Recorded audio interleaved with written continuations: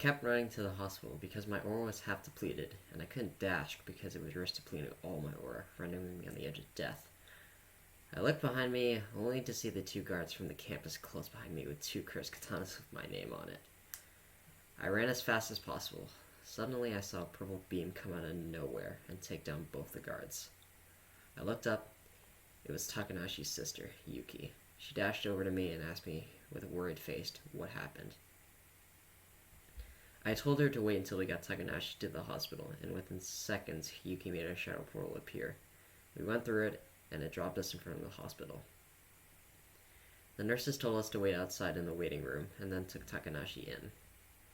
Then I told Yuki everything that happened, and she let out a very dark aura, which calmed down after a while. 4 hours passed, and both of us were getting worried.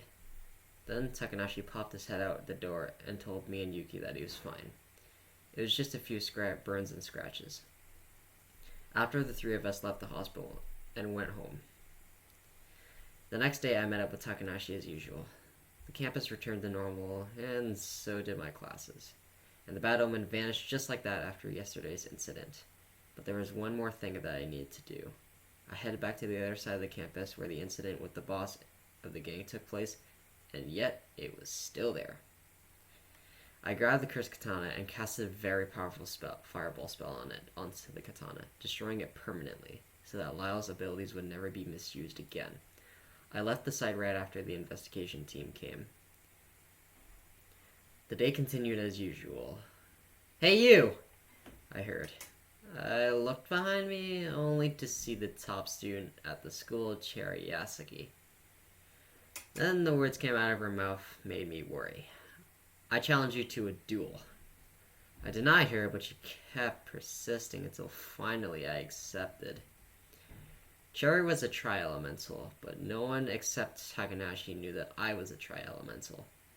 And so the duel commenced, and she attacked almost instantly.